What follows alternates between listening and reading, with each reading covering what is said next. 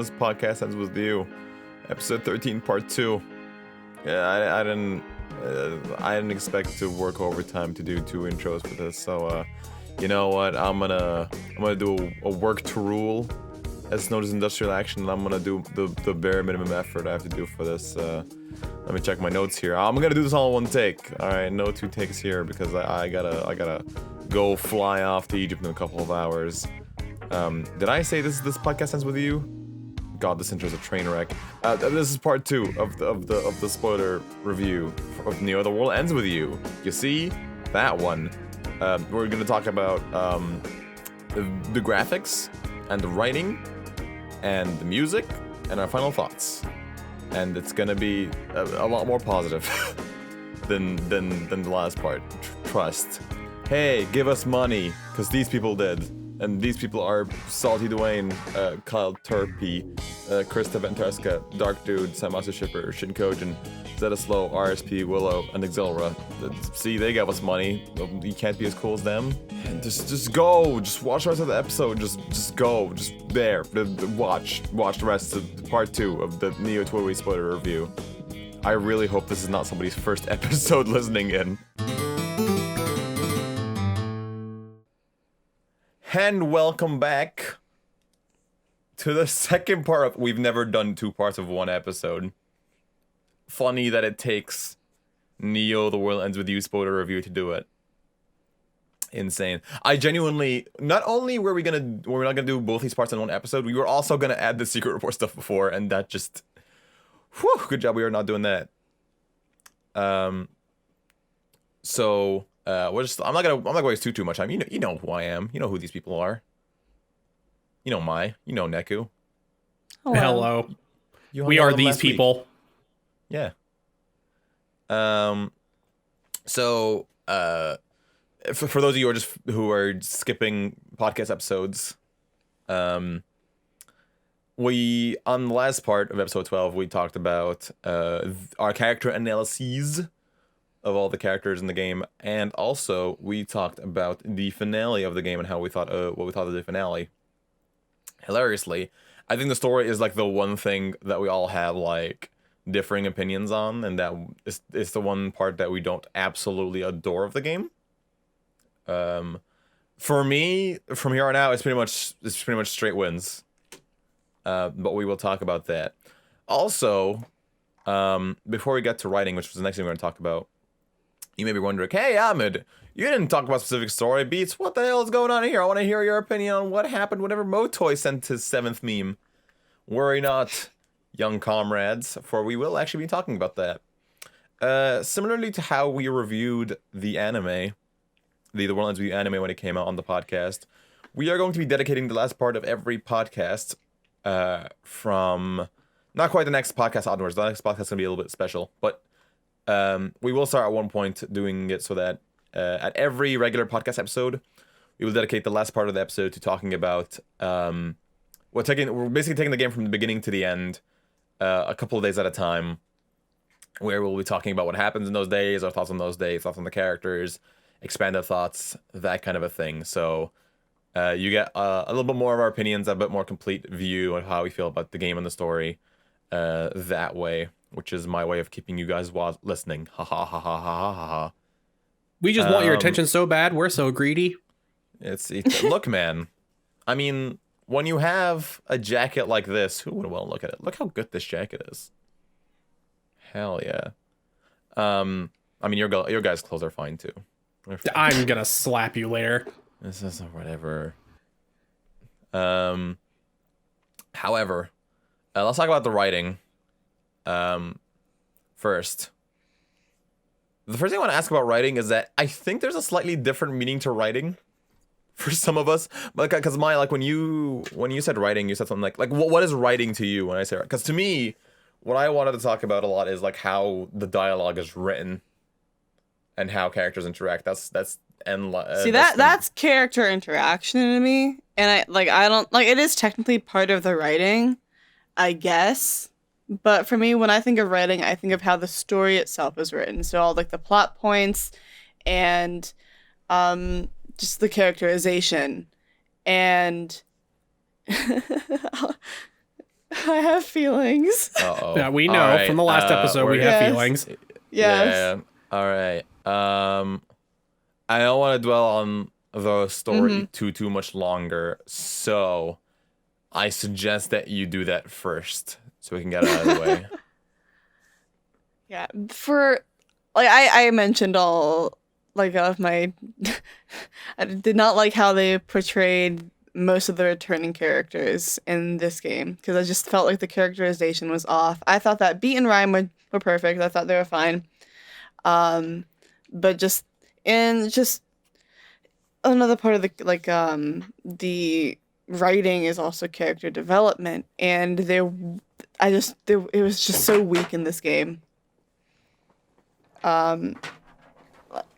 It's hard because like you want to watch them grow, and they do, but it's very subtle, and but it doesn't really. It all happens in the last week, and that's just not good writing to me. For me, what I loved about The World Ends With You is because Neku has gradual growth over those 3 weeks, and you see it.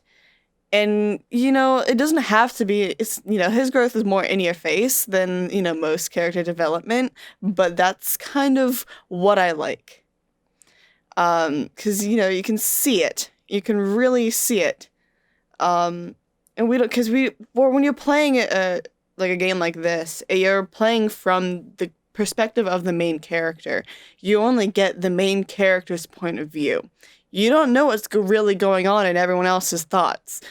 So for them to not really go like have it in your face, you don't really see that character development. You have to really be more on the lookout for it. And I stopped looking for it because I just couldn't find it. What do you guys think? Will I go first, Neku? Go ahead. How I feel about the writing, I hear you on sort of things being a bit backhanded because I do think that week 3 has a lot in it compared to weeks 1 and 2. Like week 1, I can understand being a bit slower because they're trying to world build. Mm-hmm. But I think some more side protection could have been seeped into week 2. I think a lot of the ways the characters develop to me was fine. Like I feel like Rindo slowly kind of gets into grips with things. I think he's fine. Fred, it comes a little bit late. Nah, he comes a little bit late. Again, everything kind of goes down in the last third of the game, which is why I feel like the last third of the game before the finale is probably the best part from a story perspective, just because of the stakes being higher and the amount of shit that goes down. But no, honestly, I wish it was paced a little bit more consistently throughout. Mm-hmm. But other than that, I thought it was honestly an enjoyable story to go through. I think it was an interesting, different take. It was a lot more casual in its attitude, definitely near the beginning. Like somebody told them that they're dead, and they're just kind of like, "Oh, can you believe that guy?" So it's definitely has a bit of a more of a casual attitude to it, which isn't a bad thing. It doesn't all have to be a death match. This isn't as desperate as OG TPEWY, where literally people are dying before your eyes in the first like minute of the game. But yeah, I think it's a good thing. Again, this is a different game, and they wanted to bring different messages. So yeah, I was okay with it. Like honestly, like my main thing about those quote story writing, if we're doing it that way, I think my main complaint is just I feel like it was a little bit back-ended. But other than that, I feel like the story was written pretty well. My only gripe is kind of with the ending, but I think like the story overall was written really well. Neku? I don't really have much else to add. I enjoyed the way this game was written, just in general. It was very back-ended, but that's also because the way that the Reapers game challenges players, at least in this game, is you're not fighting to find your your weakness. You're fighting to get points, and you're trying to figure out what to do with those points. It wasn't really a focus on making someone a better person. And I think that's where the writing kind of falls off for a lot of people. Because in the original game, you could watch Neku grow because the game forced him to. This game lacks that quality. So I can see why it bothers so many people. Well, there is a point, right? Like, I mean, there is a point where, like, he's basically forced he was forced into an ultimatum, right? And that's when it's kind of forced on him? Yeah. Just the very last portion of the game. I think that could have been scooted up a little bit, and a little more challenge could have been put in front of that. Instead of just Haas going, hey, I'm going to decide for you. Your friends are dead. And then he finally figures it out. Yeah, like with what Neku said, like this game did not target character development because you weren't fighting for an entry fee. You were just fighting to survive. And so that's why I keep going back. Like, I want to make it clear that I do like the story of this game. I'd like it as its own story, but I still have my gripes with it, like the characterization and some of the growth, because it's not paced very well. A lot more could have happened within week one, even while there was still story world building. But unlike the original game, you had entry fees, and it made you change over that time. Because that's the whole point of the original Reapers game, is that you have the thing that you care about most taken away from you, so you can learn to appreciate it. And there is none of that in this game. And so that's my biggest thing. And I kind of was worried going into this game because they didn't show anything about entry fees in the trailers. And I was like, oh gosh. But I was right to be worried. But I mean, that's just the way that this game was set up. It was I think team that's thing. Honestly, I think that particular complaint, I think that's just you comparing the two games. I think that's a little bit unfair on this game. Well, I think I can see how you can see it's unfair, but I think that it still stands to reason why, because this game did not target character development. It was targeting just team survival and getting points. Yeah, it wasn't the main crux of the story. This is the consequence of having a different writer who has different strengths.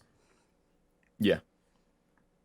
Which I think the writer still did a good job, but it is not the original writer of TPEWY. And I think that's what we're mostly feeling right now. Yeah. I think for losing that, I think honestly I liked and this is what I want to move on to, right? Because this is the thing with the story. Like, this is all story stuff, but if you go to the other aspect of writing of just how the characters are written and how the dialogue is written and all that, I adore it in this game. Because you're not developing as a person as much in this game, but your connections with the people around you definitely is, as in the game. That's kind of that's how I see it as different. Rindo and Fred's relationship fluctuates throughout the story. Beat and Shoka's relationship fluctuates throughout the story in a subtle way. Nagi and Fred's relationship fluctuates. That's where I see it change, and it's refreshing that instead of having sort of the character of the week thing that the original game had, it's instead you have this solid group, and you're just kind of seeing them work and change throughout these changing environments. And I absolutely adore the way these characters are written, and their interaction with each other are 10 out of 10 to me. Everything, the interaction with the world, the every interaction makes me smile. I swear to God, I feel like Rindo and Fred are so authentic as actual friends. I buy the fact that they're actual friends, mostly because I feel like that's how I interact with some of my friends. So maybe that's a bit biased. But I do love the way that they interact. I feel like the way the characters interact is awesome. I feel the first thing I guess I'm gonna ask is how do you guys feel about the character interaction? Because I do love them. I do love him too. Though I think with like Fret and Rindo, I go back and forth because because I relate a lot to Rindo, and because like I feel like I act very similarly as well. I know that I strive with extroverted friends, but I always am like, how is this bubbly person friends with me? When I'm like the clear opposite. Because they care about you, points at Ahmed. I know. So Also, opposites I think attract, that's dude. That's the other thing. I think that's why I always am like, that doesn't seem like a legit friendship. But then I'm like, oh wait, that's it happens all all the time. All the time. Fucking all the time. Like, hell, here's an example right here. You know what I'm like. Yeah. Kind We're of. friends. Like, and that's just how this shit works. In fact, in my experience, a lot of those like opposites that tend to attract each other and are more likely to become pretty close friends. Because you have like these people with very different viewpoints. But anyway, that's going to a whole other conversation. Nick, what do you want to say? I'm gonna keep mine short and sweet because we do need to move on from writing at some point because we talked about it for like 2.5 hours last episode. Right. What do you mean? Short version is the characters are very believable. They're all written and voice acted very, very well. And the friendships and the connections that they have feel very genuine. Another Day is a great example when short version in the intro cutscene when Beat and Neku are like, we didn't get a lot of screen time. And Neku goes, you know what that means? More tin pin. And they just, you feel the connection there. Dude, I love the OG. Like, this game is written. This is my next point. This game is clearly a love letter to OG TPEWY, to OG TPEWY fans. Like, it is obvious in so many parts of this game. The most obvious part is, like, whenever the OG cast is chatting amongst each other. Like, every time that Beat and Neku spoke to each other, it felt like long-lost friends that finally reconnected. It almost felt like they were the adults of the situation. Where they were the adults in the situation. Yeah. And, quick reminder, they're adults in this game. Oh yeah. Oh no, we're not fucking talking about ages in this game. I refuse. No, canonically, they're 18 plus. It's okay. I understand. No, the original game had Neku at 15 and Beat at 16. You cannot argue a 3-year time gap. If you bring up ages again, I will have an aneurysm on the podcast. Because then I have to acknowledge the fact that Sho is 18 and Coco is older than him, and I don't want to do that. All right. Yeah, but remember, Sho is older than he looks. So it's oh god. Okay, so the game writing is a love letter to TPEWY fans is what I'm trying to say. I'm trying to think. I'm trying to think of specific examples, but there's a bunch of references. The one thing we didn't get was Beat's Panic Sprite, and I miss it. Mm-hmm. We got a form of it, but no, it's not the same. I saw someone make an edit of it, and I was like, thank you. Thank you. I needed this. It's like a lot of like returning sprites do show up and returning poses. Like a lot of Neku's battle poses are straight up his original poses from the original game. Like when you do killer remixes or he's charging a pin and stuff like that. Beat uses a skateboard all the time. Yeah. That's just his character. And there's a bunch of stuff like that. There's even like the little racks of like pins in the game that all have original TPEWY game pins from the original game. Mm-hmm. Even though you can't buy them. Yeah, they can't buy them. Same shopkeepers, like the Jupiter the Monkey guy. It's the same guy. Mm-hmm. Yep. And Kendoi. What a fake out. Returning. Yeah. I almost lost my mind.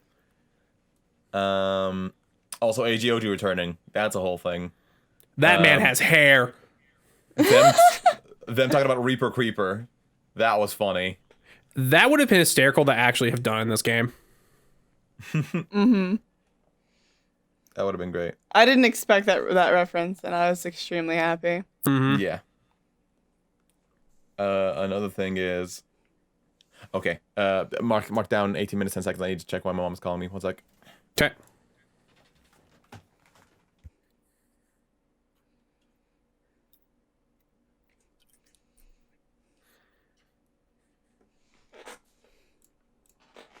So how are you doing, Mike? I am good. My parents were being loud. They didn't wake up till like 4. They were asleep until 4 p.m. No, well, no. They've been awake, but no, they've been in bed since like ever. I think my mom's back in bed. Jeez. I She guess did some they're stuff, just like, in the tired. hallway. I come in. I'm like, you guys are old. You've been in bed all day. And their response is no. At least that's my imagination saying that. Oh, hello, Misty. Oh, my cat's so cute. She's just sleeping in a box. Just which box did you give her? All Sh- right. Ready to go? It doesn't matter what box. It doesn't matter what box. She loves boxes. Fair. So there's I'm literally gonna a give me a box in countdown. every room. Okay. 3, 2, 1. So yeah, love letter to TPEWY. There's a lot of really awesome little references in the thing. Not just to TPEWY, but also like to just gaming culture in general. Like, I swear I laughed so hard at the one Reaper that was annoyed at the one guy that couldn't shut up about pre-orders. That was amazing. That was great. What a was dumb awesome. mission, but I loved it. was You want to get so past this good. wall? Make this guy shut the fuck up. It's just, it's how annoyed he was by it that really got me. They actually characterized the Grunt Reapers in this game. That was the funniest thing to me. Yeah, that was Every great. Grunt Yeah. Reaper feels distinct. That's awesome. It's really cool. Between the Shoka simp and the pre-order guy, you had a full cast of characters in the Grunt Reapers. It's really cool. It's really awesome. It was great. What else? Oh, can we talk about this game's, I guess this is a part of the game's writing. I think this is a good time to bring it up as any. How the hell do they predict the future? Like, I want to know, like, are you friends with the guys that made The Simpsons? Like, how did they... You can't... I know they've gone out of the way to say that this is all coincidence, but you can't tell me that the face masks, them mentioning pandemics, being a band that socially distances 2 meters away and, like, sanitizes their hands a lot. Pure And, coincidence. Pure and coincidence. This game was written there's 3 no years way. ago. I don't buy it. What do you mean it was pure coincidence? That is insane. I played through parts of this game. I was like, they had to have gone back and added this. I disagree. I don't know how they would have. They wouldn't have had enough time. Yeah, I don't know. I don't know. I think they might have been able to because it was not like it was a voice acted scene. But I don't know. I feel like it's not the only thing that happened in like some like video game or like some type of show. I can't recall it right now, but I know something else like predicted the pandemic. Oh, the pandemic? Was it The Simpsons? Yeah, the pandemic. Oh, no, I know, like, The Simpsons, like, predicted, like, Donald Trump being president and shit. Yeah. Oh, was fun great. fact about that, because I heard about this from Floral. The reason why the Simpsons can predict the future is they think of the most ridiculous concept and turn it into an episode, and they tell themselves, there's no way this is going to happen. And then it happens. Yep. Every Oh, time. maybe that's what happened here. Maybe that's what happened here. If that's what happened here, I'm going to scream. That would be great. Also, this game's really funny. I love that this game has made me laugh out loud at several points. Which, you know what? I'm gonna address this here and now. Because I know it was brought up on Twitter a little while ago. Because, like, there's a lot of, like, "Ay" and Lamau and, you know, Suzukichi saying sus, which I thought was really funny. I know people complain about it on Twitter. To those people, I'd like to bring up 2 points. First of all, if you're complaining about that, you definitely haven't played the OG game. Because Please there's so go. much of that happening. Go play the original game. It's a time Yeah. capsule. It has memes everywhere. Yeah, it's just it's of that time. And 2, localization is hard. And this is the kind of stuff that they put in order to give the localization flavor and not make it feel lesser than, because it just wasn't made in the mother tongue of the game. That's like, it's like, and I think the localizers did an incredible job moving a bunch of like everything over translating the humor over, translating like to make you realize like how much effect these localizers have on the game. Neku's attitude from OG TPEWY, like, you know, the way he's kind of like very offish and kind of gets a little bit aggressive about it in the start. He's an asshole. That's mainly a result of the localization team translating his attitude in Japanese, which in Japanese he's a little bit more dismissive but like not as angry about it. But they just like thought about the best way to translate it into the English version, which it just gives us a unique experience and an experience we can relate to a little bit more. So I even though I kind of get the gripes people can have about like it not being the exact same, but I don't know, learn Japanese, I guess. The only thing that I can say is I've gotten pissed about this multiple times on the podcast and off the podcast, so I'm gonna keep away from it. But just let localizers do their jobs. They're going to make media that you're going to remember for the next decade, mad or not. All I'm going to say is just don't mess up on the game because of something like this. Like, that's kind of silly. It's kind of silly. It is, dude. Especially, and I'll just say this. Like, if you do have problems with these kind of things, then, like, just you can don't suck my play nuts. it. Oh! No, I'm sorry. It's sorry. Because I know that some people, it's make a break for them, then just move on, okay? Don't make a whole fuss about it. And don't ruin the game for other people. That doesn't sound like something people would do. I don't know. Yeah, you're too pessimistic about people, Mai. That would never happen. But yeah, moving on from that, like as part of that localization stuff, yeah, the game is really funny and well localized. Is there any funny moment that comes out to you guys? 'Cause I'm trying to think of more of them. I'm trying to think too. To me, the Nagi raft scene. Yeah, that was great. When she dives into you and she says you're gonna feel my wrath and just screams wrath at you. Yeah. That was one of my favorite ones. Actually, I remember one of my favorite moments is the guy when you find the Scramble Slam commentator guy for his side quest. And he starts fucking commentating. He starts commentating the sugar melting into his tea. He's like, "What's my problem?" I just love it because it's like it's eye level with that so hard. Whenever I commentate stuff, whenever I miss commentating, I definitely do that. But yeah, the game is. Go ahead. I thought that was very funny. At the end of the game when Nagi got Fret to play Alestra. Oh my god. So she requested progress reports. That's the point that got me. Yeah. It's super great. You could tell Fret was getting it was the best part. Fret was like, I kind of get it. He smiles at me a lot. Yes, it's his bi awakening. Oh my god, can we talk about Nagi shimping over Sho? Because it was the funniest thing. It was very funny. Yeah. Miranda needs to stop being so good at making noises. He shows up and they immediately give her the face again. Yep. It's so good.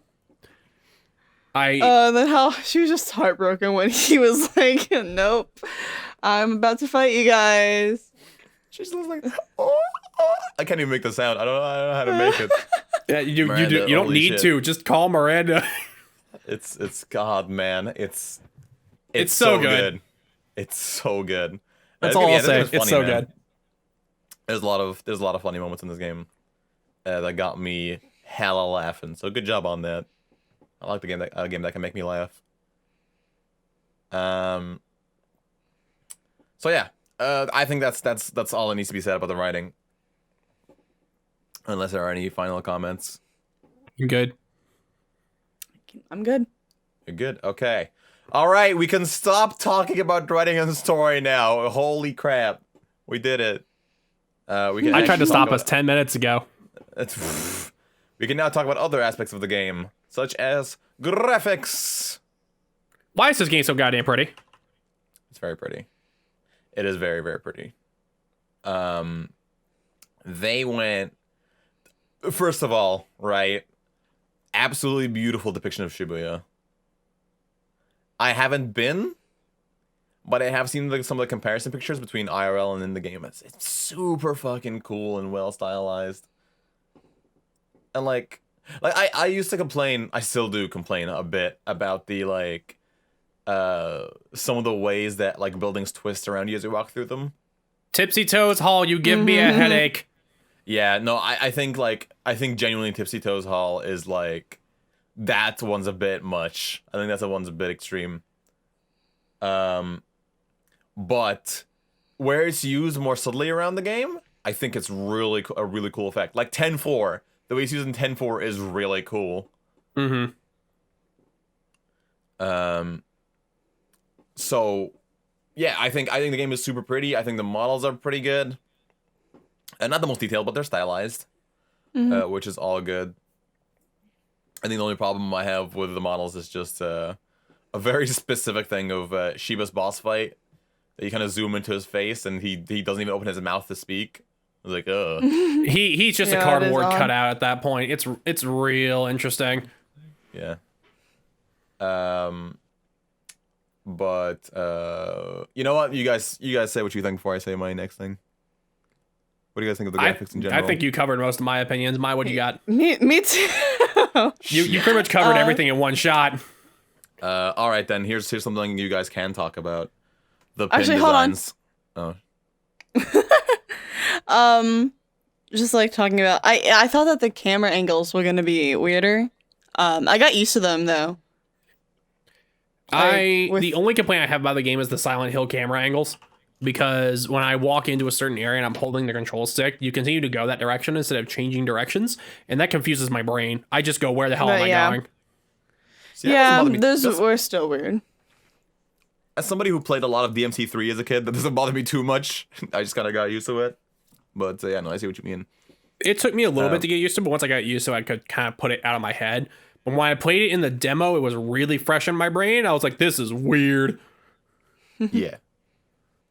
So yeah, the city. What do you guys think about? There's a lot we could talk about, because this also, this also encompasses like character designs, brand designs, and pin designs in it. What do you guys want to touch on first? Let's touch on character designs and not take an hour. All right. Let's operate on a tier list. All right. Let's say I'm gonna shout out somebody's name, and then you give me a tier list for it. We'll do, the tiers will be C, B, A, and S. C being the worst and S being the best. Aight. Okay. So we'll just go through some characters, and you guys tell me what you think of their character designs. Rindo. We need the Price is Right. We need the Price is Right music. I don't. Fine, I'll get my phone. Hold on. God damn it! You get me to do this every time. You know I don't have. You know voice mod's not working yet, and yet you get me to do this every time. Hold on. Well, yeah, because it's funny. But what about my feelings? They don't matter. Ouch. They don't matter. Hey. No, go from the start. There we go. I'm glad you think this is funny. Yeah, it is. I'm really glad you're having fun with this. It's genuinely hilarious. Also, Maya right. has provided you a resource. Thank you. Oh, damn, you have provided me a resource. Thank you. Yes. All right, we'll go off this then. All right, Rindo. B. A. I like it. I didn't like it at the start. At the start when I first saw him, I was like, this is a bit of weird clashing colors going on here. But The jacket's a lot for my eyes. I love his jacket. Yeah. His design definitely grew on me. I like it a lot. I like the jumper. I love the jacket. I couldn't wear that in real life. It would just make me stand out too much. Who could? Who could, honestly? You! How is he's wearing it over a hoodie? Yeah, that's the wild thing to me. Like, he is. That's like, why It's it's a not an blazer S. over a hoodie. Yeah. All right, next one. Shoka. S. S. S. It's the hoodie. I hate it. I hate the Mr. fact that it has the Mew. S. How could we not all say S it's for such that? a cool hoodie. Although I'll give it an want S minus because she's not wearing. Okay, so why does Nomura always do this with his characters? That his characters like would be bad in any season. Like she's wearing. A hoodie, It's but not no, just but, like, Nomura making these characters. I think Nomura designed Shoka and Rindo. I think in fact I'm positive he designed Rindo and God damn it, he designed Shoka. Oh, we know he did. He designed Shoka. That most likely, Same. yes. The person that was not designed by Nomura is Fret. A. A plus. I'm gonna give it a B. Really? Yeah, I liked the design. You're not a fan of plaid, are you? No. Knew it. I fucking knew it. But I have plaid on my skirt, which is what's so funny. Wow, look at this goddamn hypocrite. I'm very picky about plaid. And I'm just not a fan of like red plaid because I just think of freaking like I don't know, those like Scottish shirt You think of skirts. kilts? They're You called see kilts. red plaid and you think Kilts, of kilts. All right, I'm not about to. I won't stand for alienating my Scottish viewers. All right, we're moving on. I'm sorry. I love Iron Brew. All right, next character. Nagi. B. S. What? The only part of the design I mine particularly and yours. super enjoy is the shirt. I think A. The shoes are weird, but I can appreciate it. She's just so nicely balanced. Look, the colors on her are so lovely, balanced such a lovely way. Mm-hmm. It's like there's green on her shoes and her bow. There's purple on her backpack, her t-shirt, her t-shirts. I think the gloves are awesome. I like this design a lot. It's very nicely balanced, and the glasses really work towards. Oh, Don't mind me, I hit the wrong tab. That was a complete accident. the glasses really work towards her design. I like Nagi's design a lot. Mm-hmm. Beat. S. S plus. S plus. This is my favorite design in the game. Fight me. More than show. I adore this design. Like it's an insane redesign. It's really good. It's really good. It kept his original feel, but evolved on it. Mm-hmm. It's so like I'm not saying this because he's wearing my color scheme. That's not why. Are you sure? Uh-huh. Are you sure? It's not why. It's just I love everything about. The only thing that I'm pissed off about is that I saw some of the concept art, and I saw him with like a thing going up and covering his mouth, and it was over. It was over from there. But yeah, 10 out of 10. I also like the fact that he has headphones on in this one, which served for a really clever misdirection on the cover. Which makes you think that's Neku. I like that a lot. And also his like little chains. I adore this redesign. I just love it. It's S plus 10 out of 10. It makes me question why I ever thought this was Neku, because I'm like, even when like the trailer happened, I was like, man, Neku really stole Beat's wardrobe. You want to know what I think? You want to know what I think? Hey, Ahmed, that's not a Reaper. I don't know what you're talking about. Next up on the chopping block is Neku. S plus. Sakuraba. S plus. Period. B. Really? I don't love it. Why, I think it's cool. what Actually, do you maybe- not like? Maybe B is a bit harsh. I know, I'll give it an A. No, B is harsh. It's a good design. It's just For me, I actually can kind of understand that. I decided to give it an S because I think he just looks really great in it. But I think the jacket, like, it's such a poofy sleeve and his arms are so skinny. It just looks really odd. You can complain to Shiki about that. Yeah. I like the fact that he kept purple in his color scheme. It just I don't know. He's still I feel purple, like- yellow, and black. He kept his whole color scheme.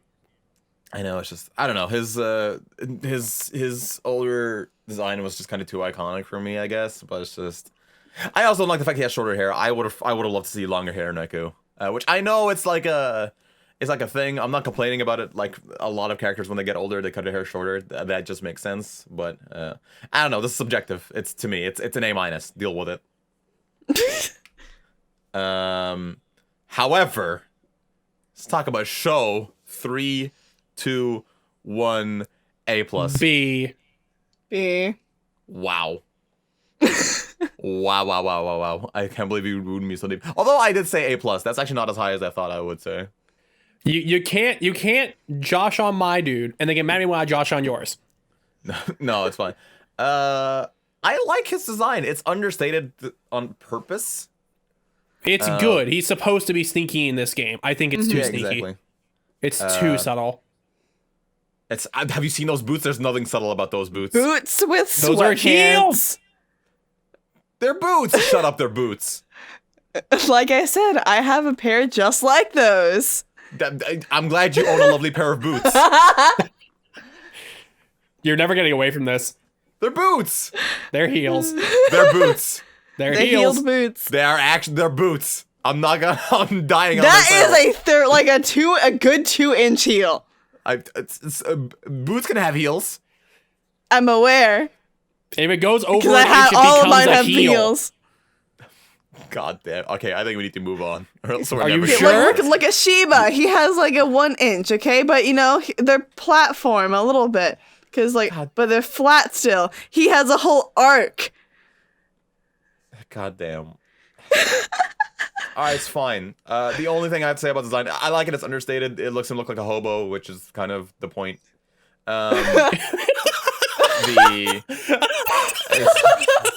What? What do you want?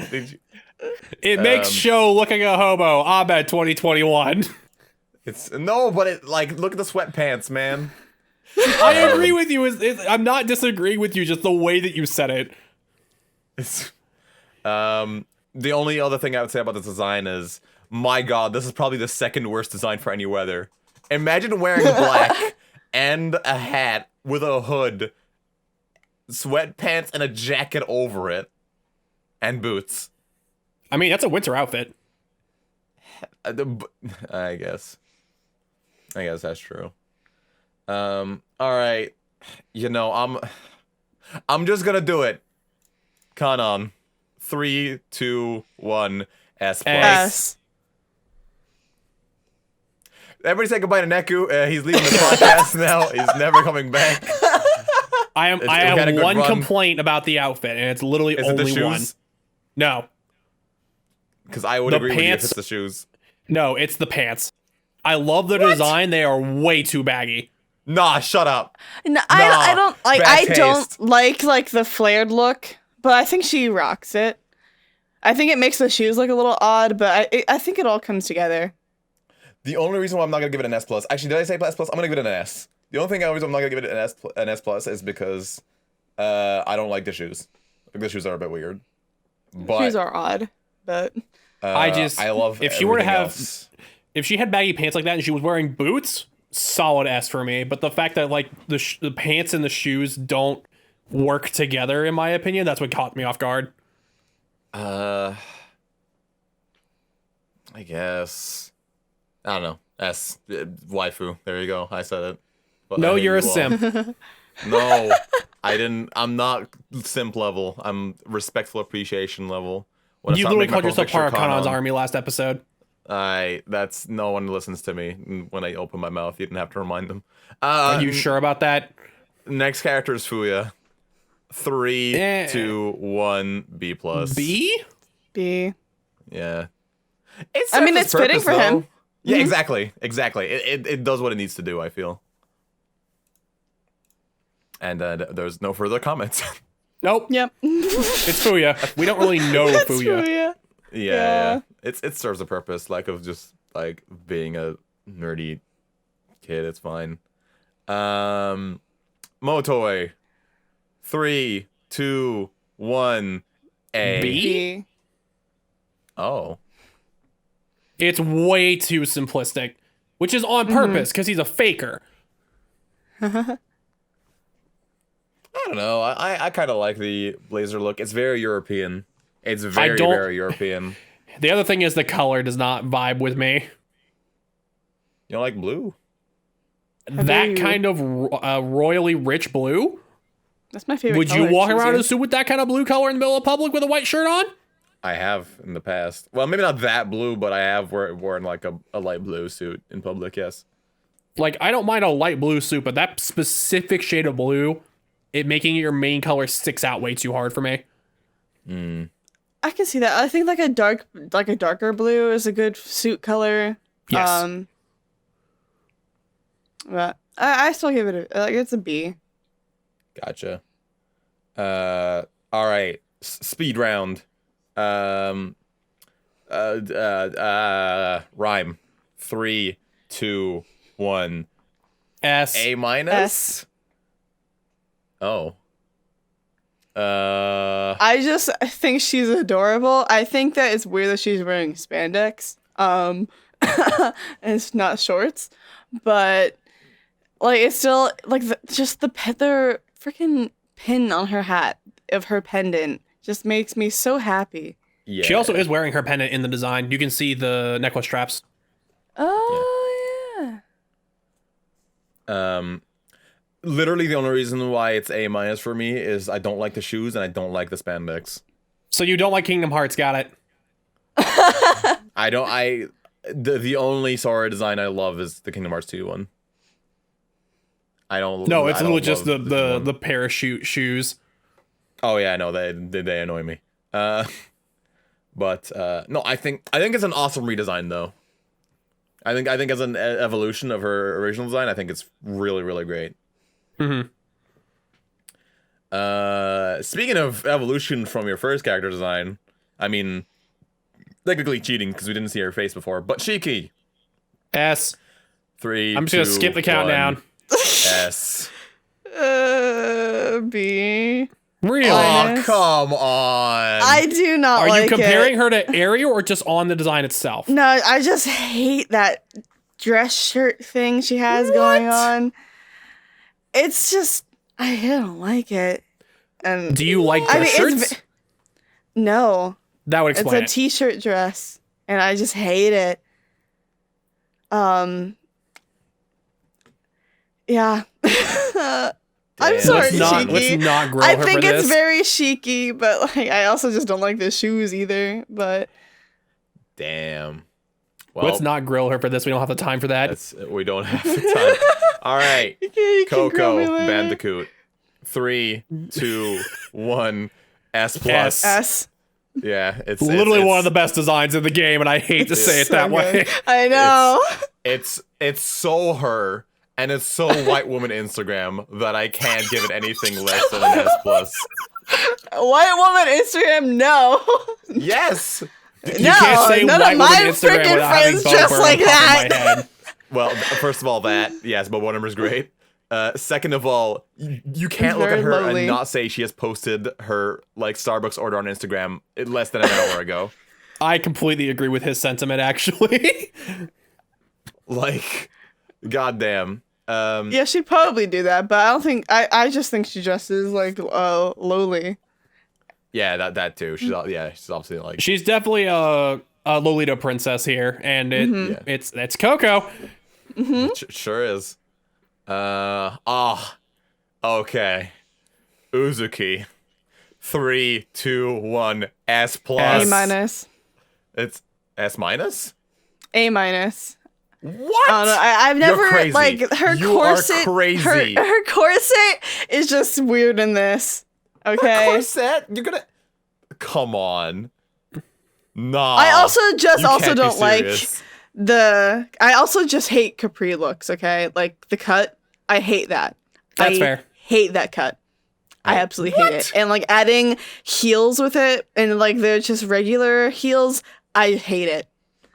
Aren't they boots? Ahmed, you do not want to dig your own grave here. God, But I think she looks great in it. But I prefer a lot of her designs in the art book, her other concepts. I feel like the art book has spoiled us on some of these designs. Yep. I strongly disagree. I think this is an awesome redesign. I think this is great. It shows that she's corporate now.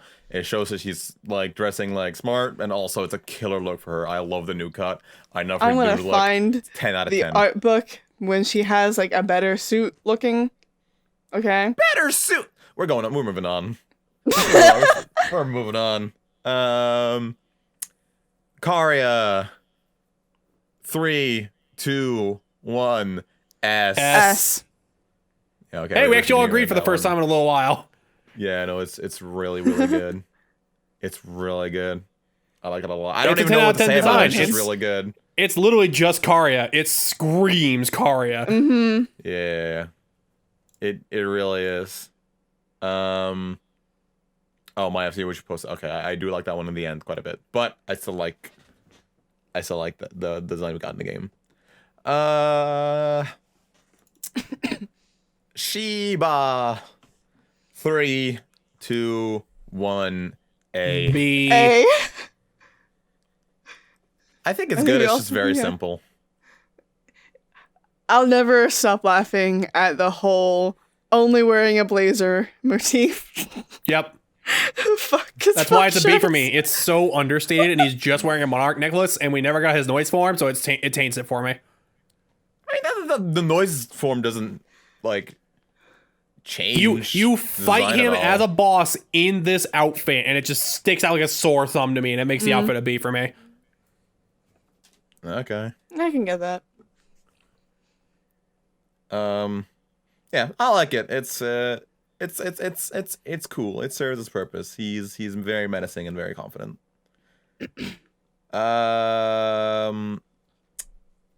Why is his name escaping? Hishima. Ishima. Hishima. There we go. Hishima. 3, 2, 1. B. See? A. Oh. Oh, you don't like it at all. There's too many things going on. The dude's got a blazer, one-handed glove, a shortcut, glasses, weird plaid blind down pants, boot under those pants, and a jacket underneath his blazer. I don't know. For some reason I just really like it. There's just too much for me. That's all it is. I think that jacket tied around him, I guess, or something, whatever the heck that can go. Yeah, I think like if that was exactly. gone, it would be a B for me. Okay, Yeah, I think like, I I'm would good give with him everything an from the waist A-. up. Like from the waist up, I like him a lot. Mm-hmm. Also, the one-handed I- glove thing, it reminds me of being a teenager, and I don't like that. I thought the one-handed glove thing was funny. Yeah, I liked it. Yeah, I also just like his haircut, like his whole face. It's pretty good. Mhm. Let's go with Tsugumi. 3, 2, 1. S. B. S. What? You cannot tell me I've been staring at High Chop for 7 years, and I'm not allowed to give her a B. You're not allowed to give her a B You're not. because we're ranking the design. We're not ranking how much emotional trauma she's caused. I literally have looked at the design for 7 years, and over time it has dropped grades for me. Come on. I mean, it is. It is It is in the- very simplistic design, which works well for her. The It's only a thing that school sticks out with uniform. her outfit is the fact that she wears headphones and has Mr. Mew. Yeah. I mean, I have to say the headphones do a lot for me. I really like the way those headphones are designed. I love the I just- headphones. I don't like the rest of the outfit. I love it is a uniform, but it's just like that kind of plaid skirt I really like. You just And I got just- Fred for points with red plaid. Yeah, No, I she know. said red plaid pants. I'll give her this one. I'm very picky on because it's more I'm color very in that picky. one too. I've always loved her design. Yeah, the headphones just tied together. I love her hair. The only thing I don't like is the shoes, but her outfit is just still really adorable. I've always enough. liked her. She's given me emotional trauma, but I still love her. Fair enough. Let's go with Ayano. 3, 2, 1. A S. minus. A plus. Interesting. Mine, what was yours? I didn't hear it. A plus. I said A minus, so we're in the same range. Yeah. I'm teetering. I'm teetering on A plus versus like an S. I go back and forth. I really do love her design though. Actually, I think I'm gonna S. Like I love the shoes. I like just the outfit. Oh, I love it. It's just really cool design. I wish she was more important. I love characters that have really good color balance throughout, and she does it so well. Like her eyes, the iguana, parts of her dress, and I think her like nail varnish is all like the same hue of green, and that's just very aesthetically pleasing to me. Yeah, that is also it. And I like her design, and I like it's very. I like it. I like the straight hair. I don't know. I like her. I like her design. It has nothing to do with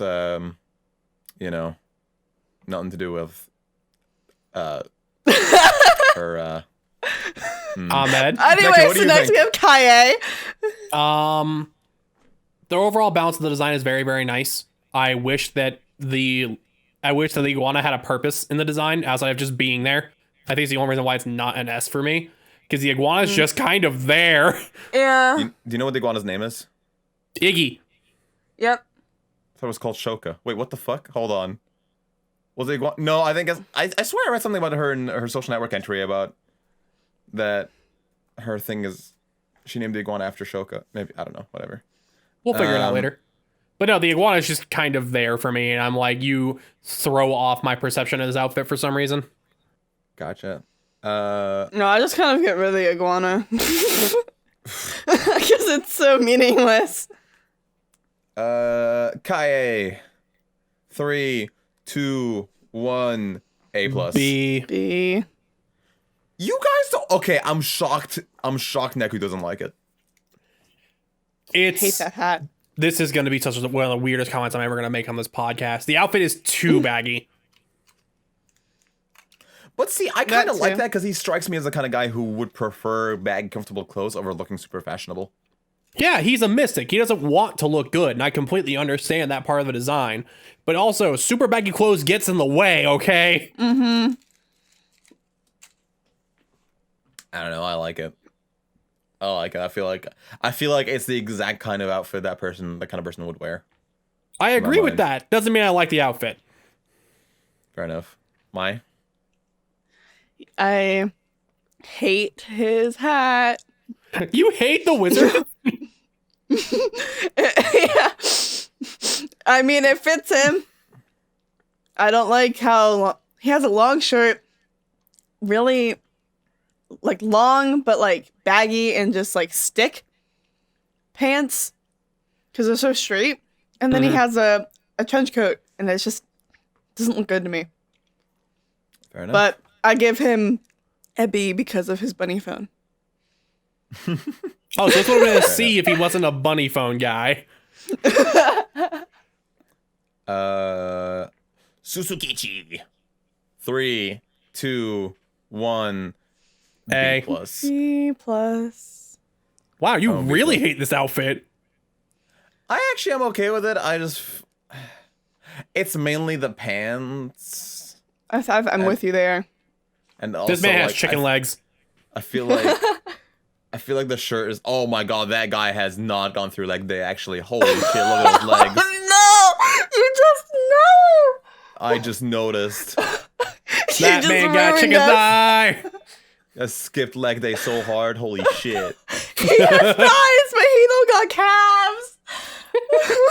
Oh my god! Imagine seeing that in person. Holy shit. Go to a California beach, you'll see it. Oh no. You know, I like the way the outfit flows. That's why I like it. It's very simplistic, and Suzukichi's very, very simplistic. He's black and white, and the gold chains wraps up the outfit nicely for me. Especially like when you go into the boss fight and the shirt's gone. That's when the gold chains are hanging on their own. That sticks out in my head. Yeah. The gold chains just hanging on its own, and it's broken. I'm like, how is that still hanging? Good question. He's a reaper. He doesn't have to explain himself to you. Speaking of reapers, Kubo. That's redacted. Yeah. Also, he's not a reaper. It's exactly. That's the joke, Mai. Welcome to the joke. Yes. Redacted. Rate You're him. welcome to me ruining it. All right. 3, 2, 1. A. Yeah. It looks good. Though. It's funny, right? Because like half the reason why I like the design so much is his face. Like which is weird to say, right? But This man sticks out like a sore thumb in the TPEWY universe, and he sticks out in your head because of it. Mm-hmm. his crazy looks and his crazy looking face and his crazy looking hair and like the way he's dressed. I like his outfit. I think it's a cool looking outfit, and it does a good job of concealing his chaotic nature. But it's that face, man. It's just some of the emotes do not hide its chaotic nature at all. I like it a lot. Speaking of chaos, oh god. Okay, pause. 3, 2, 1. S+. Yeah. Okay. We all agree on Haas. Now, when's the Joshua this discourse gonna start? It's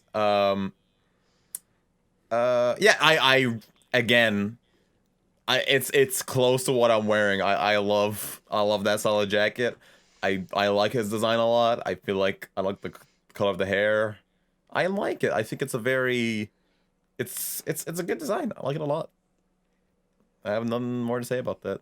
I don't like his shoes, but he's pretty, so it's forgiven. You shallow. Next one. Are you don't need to call her shallow on this one. The next one's gonna determine that. Oh yeah, that's right. Oh yeah. Okay. Joshua. The man, the myth, the absent composer. 3, 2, 1. A+. I actually want to give it an S. What? Why do you want to give it an S? That is the sharpest design for him they could have come up with.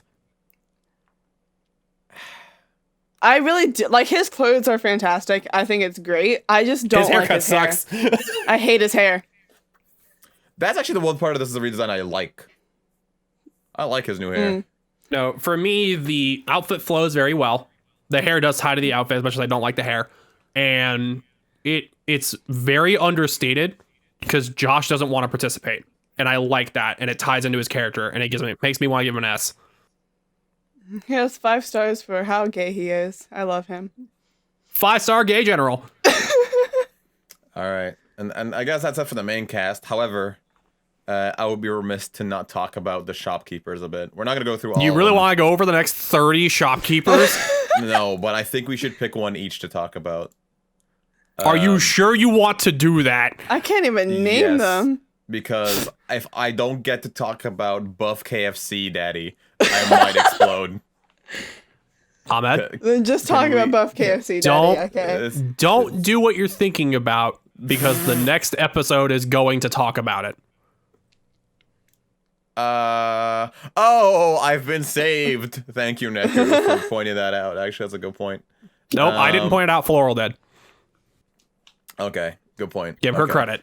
Check out in the next episode to find out the actual answer to that question, then, I guess. All right, that took a while. So, let's talk real quickly about brands. Because the brands in this game are awesome. I think they're really, really good and really, really cool. And there's a lot of them. There's like 15 compared to the 12 that were in the original. Mm-hmm. Some of them are just like straight up like replacements. They're evolutions. Yeah. Like some of them are straight up like obviously like Picasso is Casa del Rey. Like the Shepherd's House is like the replacement for Sheep Heavenly kind of. There's a lot of direct sort of translations over. And I think they're all cool and they all have their really unique identity. Also, the pin designs are fucking sick. Didn't we cover this in our non-spoiler review, actually? I don't know if we did. I don't want to talk about it too much, though, because I feel like this is something, again, we can discuss next episode as well. But I would like to hear what you guys' favorite, like, the first brand that comes to the top of your head when you think of brands you like in this game. Gatonero. I expected that one.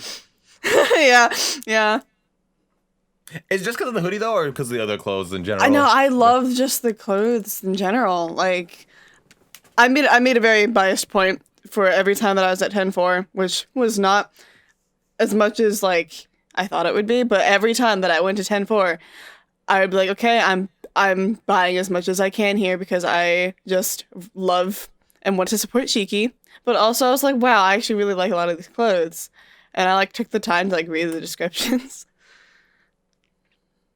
Yeah, good shit. I like that. Neku. Black honey chili cookie. Fair. Like you like the lore? That's another good one. The lore is a part of it. I like the way the brand has described the game is edgy on guard. It's fancy, edgy clothes. And I'm a sucker for that sort of thing. I was gonna say Gatsunero, and I remember Gatito existed in the last game, and it was just like super specific things. Right. So Gatsunero, I like how it looks. I would not wear it personally. I would pick either Black Honey Chili Cookie or Monochrome if I couldn't pick Black Honey. Gotcha. Fuck, I was gonna say Monochrome. Damn it. I was gonna say Monochrome. Well, guess you're dealing with that now. What you doing? Monochrome, definitely. I just like how holistic the designs are, and that they have a very specific design language, and they follow it to a T. And I think their clothes are really pretty. If not Monochrome, then probably. Are you okay? What happened? You said the colors are really pretty to Monochrome. Did I say that? Sorry, I thought the designs are really pretty. Oh, my bad. Sorry, designs are really pretty. I mean, black and white are really pretty colors. Yeah, they look great together. Sorry, really pretty designs. And if not that, then probably Jupiter the Monkey, because I still I like their... J of the M is always a good default pick. It's a classic. But yes, other than that, one thing I really love about the game is the consistency of the player pin. I'm glad in this ever-changing world of the video game that you really have something to hold on to, something that's consistent, something that's never changing. You can however chaotic things are, you can look back at your player pin at any point in the game and be like, you know what, everything's okay, everything is fine, because and thank you for putting in that sort of reassurance into the game. Also, the manga panels are awesome. Especially when they put in like unique pieces for one panel. I think they're a really cool way of displaying story. Personal favorite, I really like Shoka reaching. I like that one near the end. I like that one a lot. The two that I can think of off the top of my head are Fret's panels after Kanon died, and Neku reaching for beat as beat got erased. Yeah, definitely. Wow, I picked really morbid ones. Yeah, you really did. I can't think of like any specific like panels. It's been a while since I played. But I just think of like sprites. Like I love Fret's like crying sprite. Because he's like laughing, but I also love Shoka's sprite where she's listening with the Mr. Mew ear, not hers. Yeah, those are just two of my favorites. I think we're not talking about the best part of any graphics in this game, which are the beautiful Fret MS Paint memory drawings. Remind. I want every one of those framed on my wall. I love them so much. I love the dumpy MS Paint drawings so much. The only gripe I have with them is that I wish for the one that he had of Kanon, that instead of being an MS Paint drawing, it's just like a beautiful Mona Lisa drawing. Yeah. For her. I feel like that would have been funny.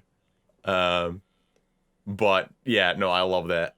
I think if I had any complaints about the graphics, it's just that I wish there was a few more animated cutscenes. I feel like that's because of budgetary restrictions and maybe because of the pandemic, because they were developing during a pandemic. Probably. I probably imagine what that is, but like, I feel like scenes like, again, I think I mentioned this before, but what's his name? Suzukichi and Sho like power flexing at each other like it's goddamn DBZ. I would have loved to see that like animated somehow. It's so cool. You know what? That's what fan animations are for. Oh, I didn't even think about that. Yes. Yeah, somebody make that. Somebody make that and tag me in it. God damn it, I would lose my mind. That would be so cool. But yes, I think that's everything I have to say about graphics. What is there anything we're missing, guys? Regarding graphics?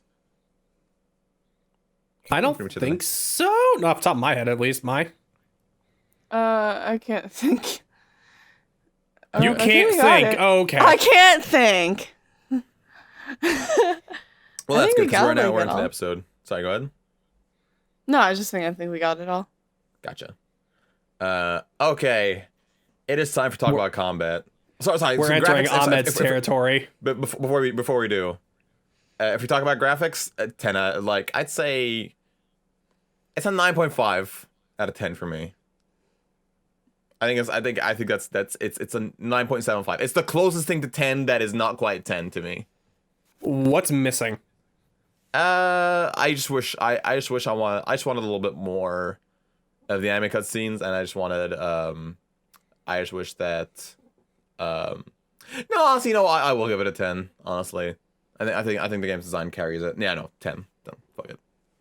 I was gonna play about cutscenes, but I don't think that's fair. Yeah, I give it a 9 out of 10. And it's like, yeah, I also want more anime cutscenes, but I think it's also just the models. While I think that they are really good and they are fantastic, and like they keep it, like they look really good because they keep the art style, but just something about them is a little off.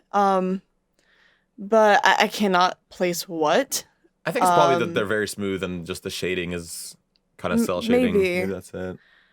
And it's also just like the twisty, turny buildings that sometimes glitch out. Right. Tipsy Toes Hall! I'll go ahead and just say I give it a 10. This game checks all of my aesthetic boxes. Simple as that. 10. All right. Gameplay. All right, Ahmed, we're gonna walk away for 15 minutes. Take it away. Oh no! Now you gotta start this. How do you feel about the combat in general, Neku? I am very glad that I avoided all of the gameplay spoilers I possibly could before I went into the game, because coming in and figuring out what I could do or what my limits were on my own were very satisfying and very fun. My biggest benefit to this game is the fact that combat doesn't feel slow, but the negative to that is when you run out of pin charge, the game stops. And it's the same problem I had with the original game. Right. Outside of that, we had a good variety of pins. I wish we had a little bit more of a variety. Like, we were missing some pins from the original game that I would love to see come back. And I would love to see more variations in psych design. Like, once you start getting the noise pins as, like, equipable pins, you start seeing that variation, and I really, really like it. I wish there was more of that. Gotcha. Outside of that, combat's great. 9 out of 10. Not a 10 out of 10 because of the things I've griped about, but a 9 out of 10. I love it. I'll go back and play it every year. Yeah, like I said last episode, I liked the combat more than I liked the story of this game. And because I'm not big on grinding. I don't like grinding. So when I was like, oh, gotta go get secret reports, but I was also like, oh, well, this is fine. I really enjoy it because it's the kind of combat that I like, where I can button mash. Yep, you could just choose not to care. Yay! But, I was still thinking about strategy, especially in dive missions, because I was thinking about, okay, God, I gotta get the pufferfish first. I gotta be careful about when I use my killer remix. And it's, like, just the dodging function, like, I have to be careful about when I dodge, because I don't want to dodge into another enemy. So, like, I was thinking, and I really enjoyed it. And it was smooth as well. Mm-hmm. And just like the small, like how they use their spikes. Like I was so happy when I was seeing Beat. You like when you dodge with Beat, he uses his like a little skateboard. He and straight summons a it. skateboard. I love it. I love it. And when you use drift tackle pins, he uses a skateboard too. Ah. Yeah. Yeah. And Neku dodges the same way he did in the original, and it's just so good. The combat is just very fun, and I could just sit back and play and play and play. So, Ahmed, you can go off now. Gameplay is like one of the things that are most important to me in most video games that I love. I'm a guy who loves Metal Gear Rising. I love DMC5. Fighting games are probably my favorite genre of games. I love a bunch of action games. This gameplay is very important to me. This is my favorite action RPG game ever in terms of gameplay. It's up there because it's totally different from something like DMC5, but like I 10 out of 10. 10 out of goddamn 10. I love this combat so much. The whole philosophy of combat in this is like, oh, you built your deck and it's like, oh man, okay, this deck worked out really well. And you get this really cool new pin. It's like, oh man, this is a cool new pin, but it's gonna mess up this whole set design, so you want to make another deck for it. And then you just play around with pins, and then you find out what union pins are. And like, oh my god, and you see over pins and you're like, what? This is ice pin that now shoots out 5? This gameplay system uses my favorite thing about combat in the original War Ends With You, which is creativity and having your own deck, and brings it up to 11. I love it so much. How pins are good in this game is quite different, not just because of the way Uber pins work, but also like you think about the input, right? Because every sort of button has its own different kind of spikes that it uses. So you think about that. You also think about, in OG TPEWY, you're kind of thinking about, okay, how good is this one pin when I use it? In this game, it's how well do these pins work together? And it adds such an amazing layer of strategy onto things, because then you're like, okay, I'm going to put down, I'm going to base my entire deck around popping them up and then aerial assault. So buttons that can like G-Storm that floats the enemies up, and then how use a bunch of pins with aerial assault to bring them down.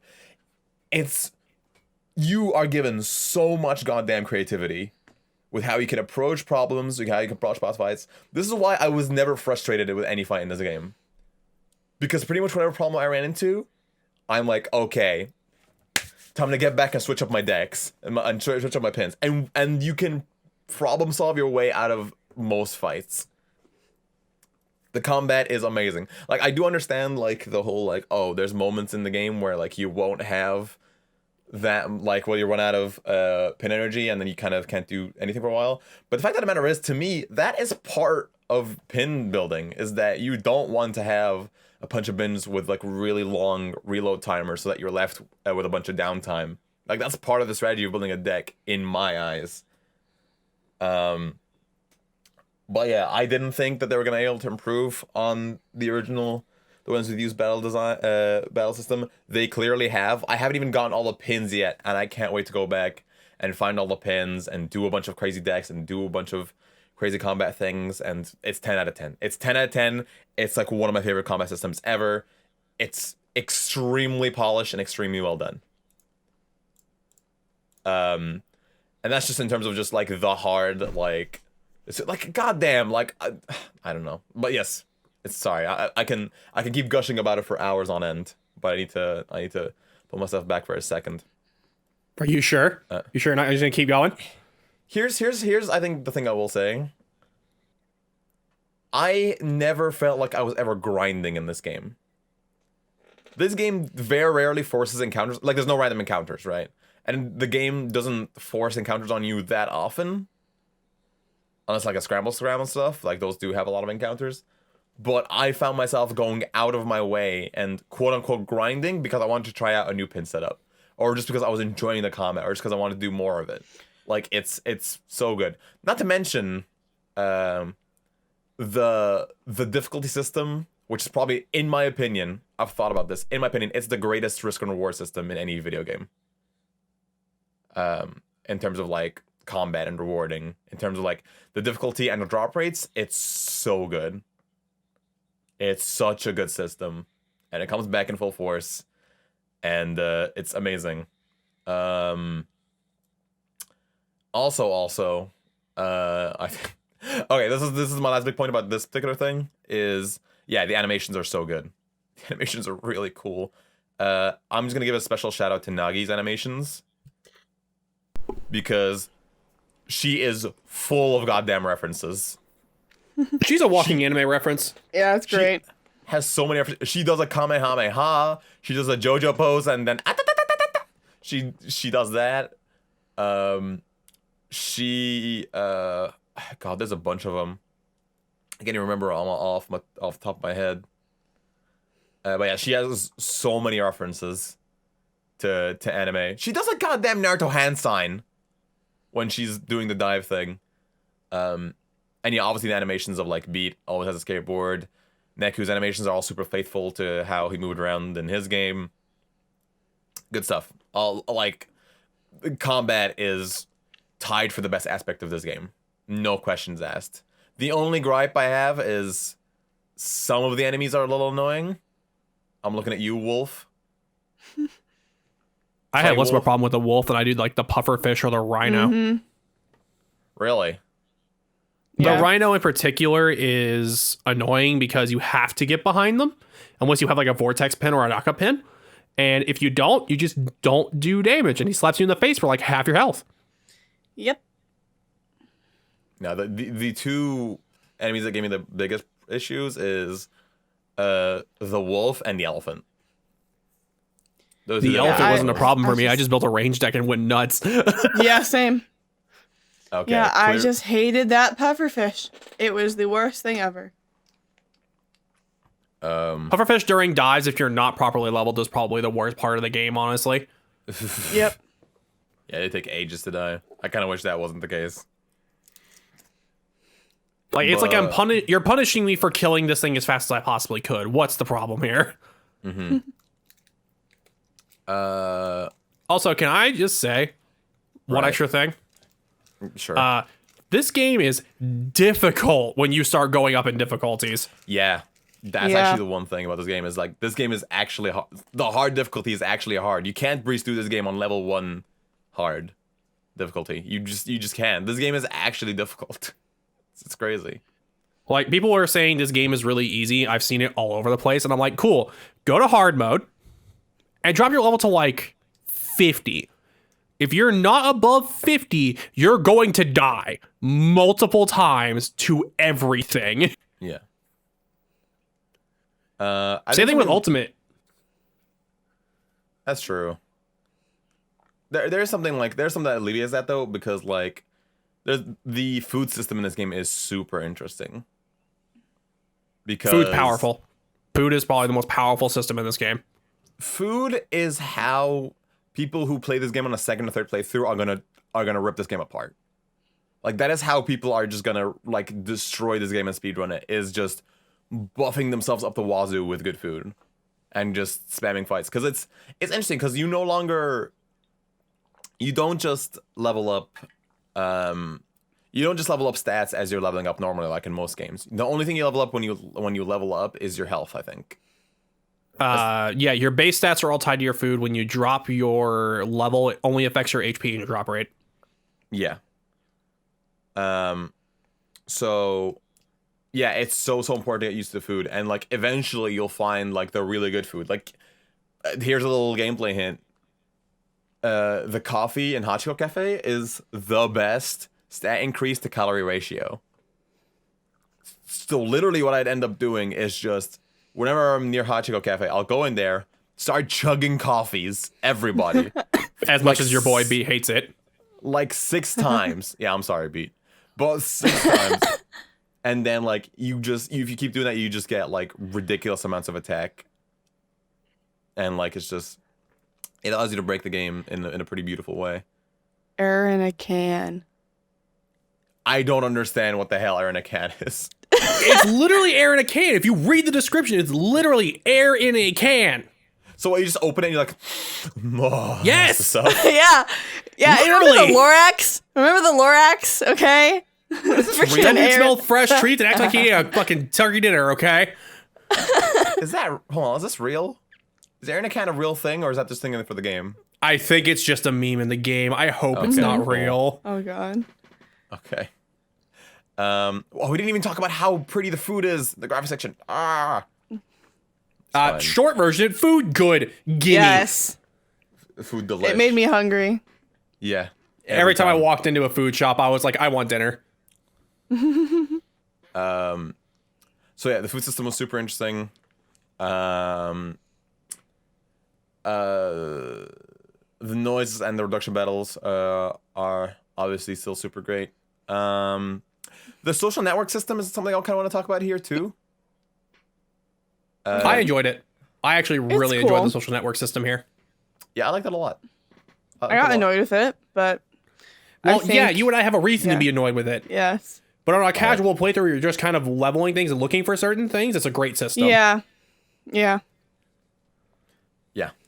I like it a lot. I feel like it gives you the freedom of sort of picking like what you want to do. It gives you a really cool incentive to do really well in the dives, which we'll talk about in a second. And it also serves as a sort of encyclopedia for the characters and to see your links between the characters. So, yeah, I liked it a lot in the system. Also, while we're at it, I think the thoughts menu in the option menu was a godsend. I thought that thing was goddamn great. I can't forget things anymore. Rindo remembers them in his phone. Yeah. It shows you exactly where the side quest, which by the way, thank God they show you exactly what the side quests are. God damn, that would have been annoying. I'm really glad they did that. Seeing where side quests, seeing side quests was really good.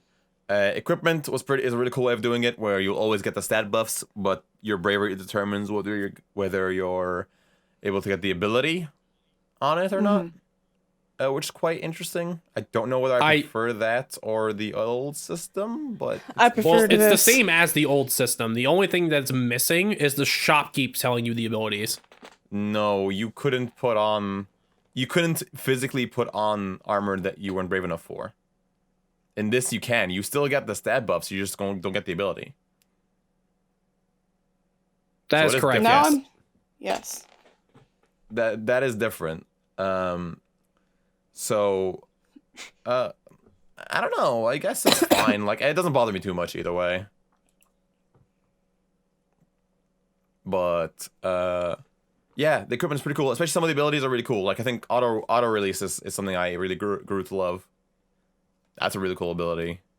At first, you hated it. At first, I hated it because I was using it with the wrong pins, but I learned that, like, in buttons that are just dump out DPS and you just basically want to be pressing whenever they're available, it's really helpful. Like the homing rockets. It's so helpful for homing rockets. And for bombs. Which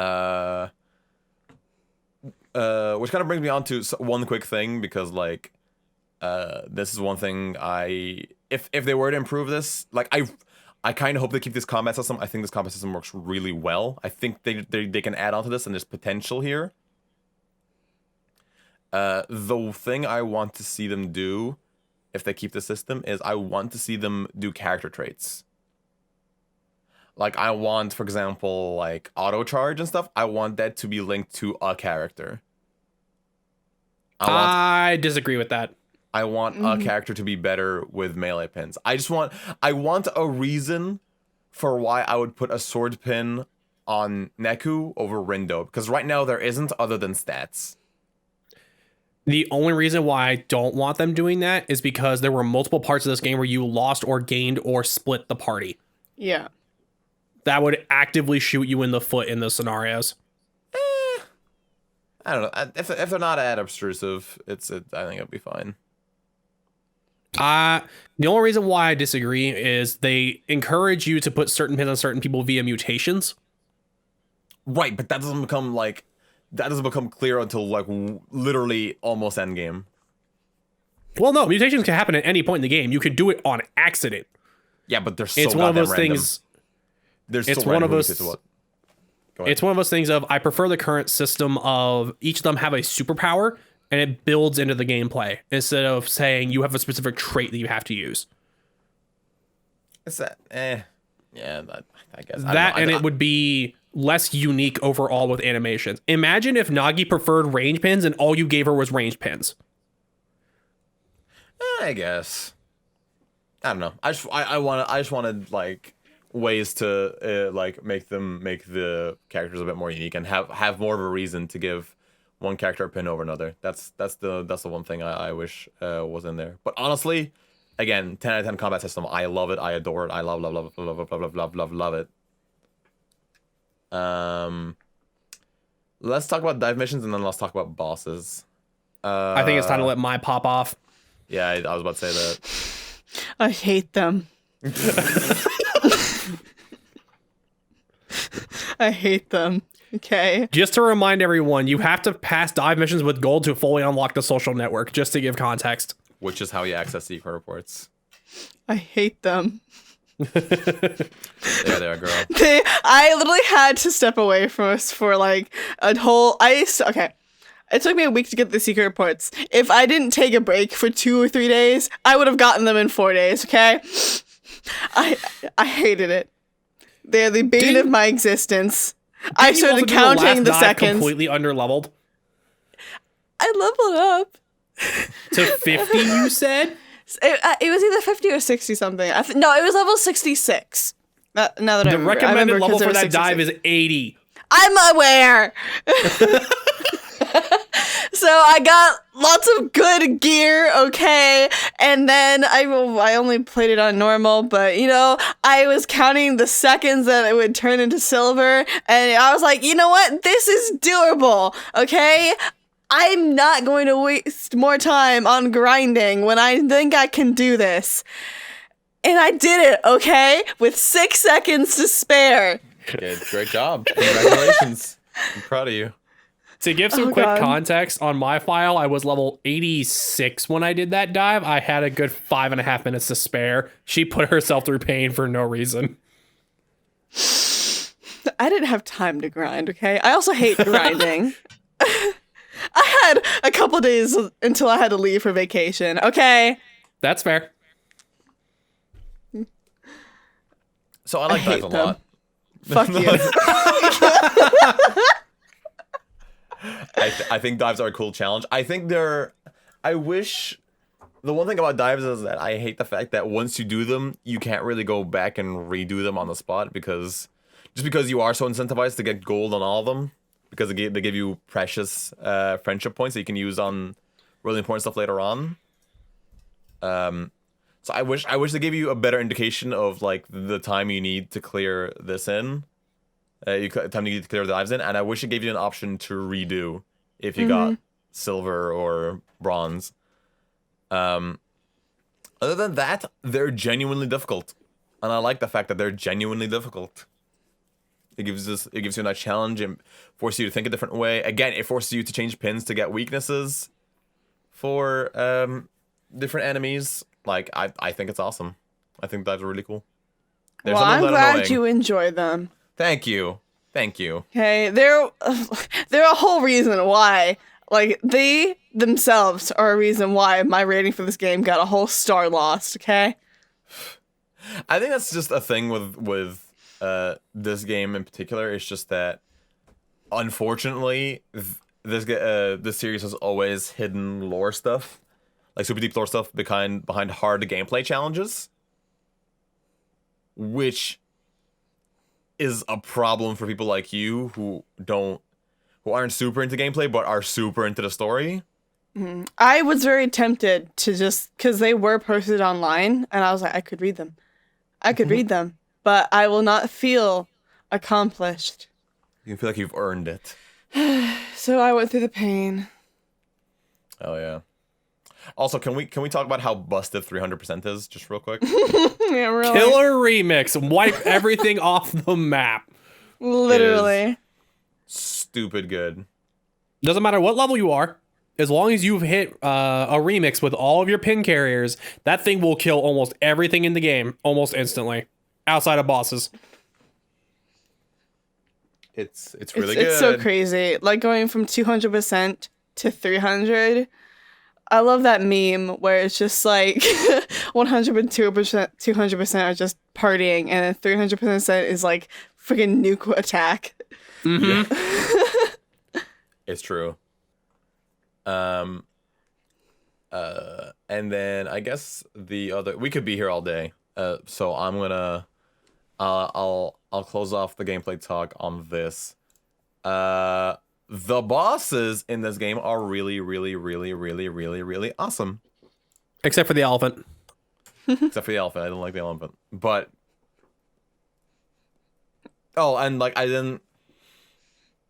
the one fight I kind of didn't like. I didn't like Sheba just constantly going invincible. That was kind of You annoying. mean like your boy Sho does? No, but Show's cool.